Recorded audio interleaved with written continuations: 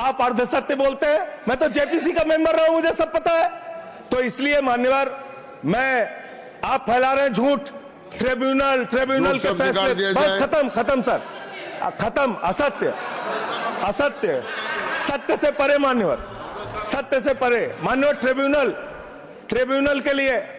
Tribunal के लिए आप कह रहे हैं उसको अपील नहीं की जा सकती। हाई कोर्ट का फैसला ट्रिब्यूनल के फैसले के खिलाफ आया है, सुप्रीम कोर्ट का फैसला ट्रिब्यूनल के फैसले के खिलाफ आया है। आपने कहा 5 साल का प्रैक्टिसिंग मुस्लिम होना चाहिए। कैसे प्रैक्टिसिंग मुस्लिम तय करेंगे सर? आप क्या मुसलमानों के घर में सीसीटीवी का कैमरा लगाएंगे?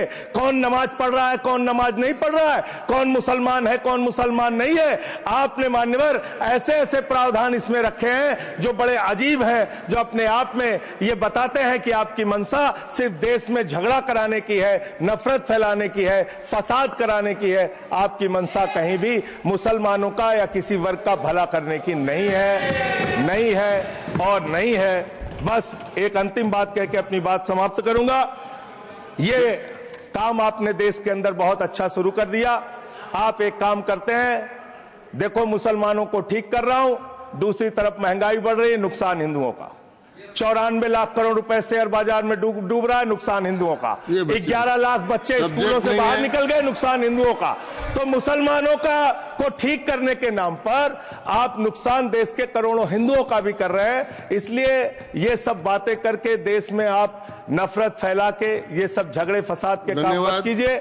और अंत में आपसे एक ही बात कहना चाहता हूं, अभी भी वो मौका है इस बिल को जो गैर संवैधानिक है, जो बाबा साहब के संविधान के खिलाफ है, इसको वापस लीजिए। धन्यवाद माननीय श्री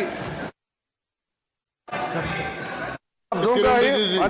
संजय सिंह जी को मैं जवाब देना चाहता हूं, सबका जवाब देंगे, लेकिन समस्या ये है, माननीय मंत्री जी को हस्तक्षेप करने का अधिकार है। जब मैं when I will reply to everybody please. मैं सबको जवाब दूंगा। मैं सिर्फ इतना ही कह रहा हूं कि संजय सिंह इतना तर्कहीन बात करते हैं, जवाब देने के लिए जगह भी नहीं है। वो पॉइंटलेस बात करता है, बिल से संबंधित नहीं, इधर उधर का बात करता है। पॉइंट में बात कीजिए, मैं जवाब दूंगा बाद में। Shri येरम Venkat Subba Reddy. Sir, I would like to thank you for giving me the opportunity to participate in a very crucial legislation that is having potential to change the fate and faith of course of our Muslim brothers and sisters. We are very citizens of the country, faith and I mean to say, faith on the institution of Parliament and Constitution of India, sir. Concerns of Muslim community and constitutional violations, sir. Sir, let us not forget the voice of countless Muslims across India represented by bodies like All India Muslim Personal Law Board and Jamaat-e-Islami Hind, who have expressed their deep concerns. Their pleas, however, have not met with indifference. This bill does not address their grievances. Instead, it threatens to undermine the constitutional property rights of Muslims and interfere in religious affairs, thus violating freedoms that are sacred to our democracy, sir. Andhra Pradesh alone is home to over 50 lakh Muslims, sir. Yet the Telugu Desam government has failed in its duty to safeguard the interests and endorsing a bill that disregards the sanctity of work properties, sir. Sir, the true measure of democracy is the way it treats its minorities. While reform is always welcome, sir, but this is complete destruction of the concept of work as practiced in India for over 1,000 years, sir.